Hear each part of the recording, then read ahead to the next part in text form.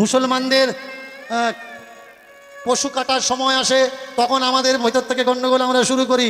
গাই আমাদের মা, গাই কাটা যাবে না, কি বলি তো, এদিকে হয়তো বলে না, অনেক দিকে আন্দোলন হয় দেখবেন, গরু কাটা যাবে না।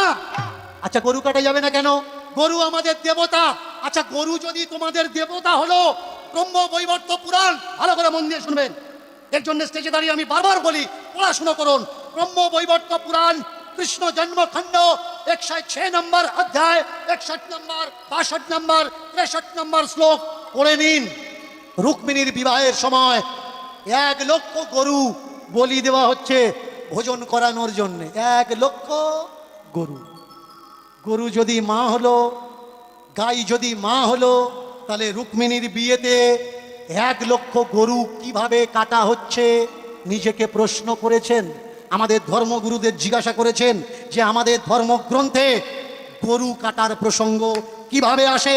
আমাদের দেশে যে যজ্ঞগুলো হয়, গোমেদ যজ্ঞ, ভালো করে শুনুন, গোমেদ যজ্ঞ। গো মানে গরু, মেদ মানে কি? মাংস। গরু কেটে গরুর মাংস দিয়ে যে যজ্ঞ হয়, তাহলে গরু যদি মা হবে, যজ্ঞে কেন গরু কাটা হবে? কখনো কাউকে জিজ্ঞাসা করেছেন? বলুন তো, সত্যি কি হৃদয় থেকে গরুকে মা ভাবেন? জোর করে বলবেন, গরুকে মা ভাবেন?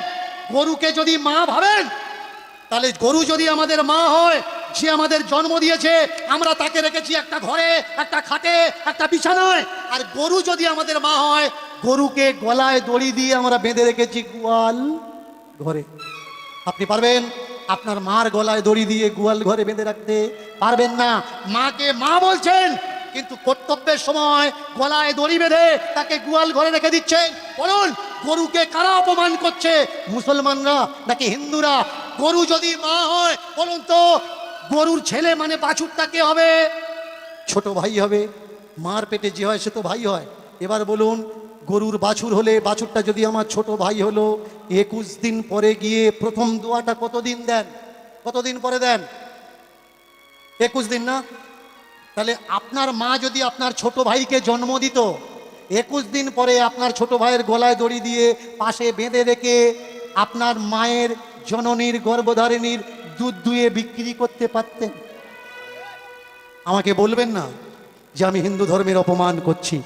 আমি প্রশ্ন করছি, আমি জানি না, আমি অবোধ শিশু, আপনাদের কাছে জানতে চাচ্ছি।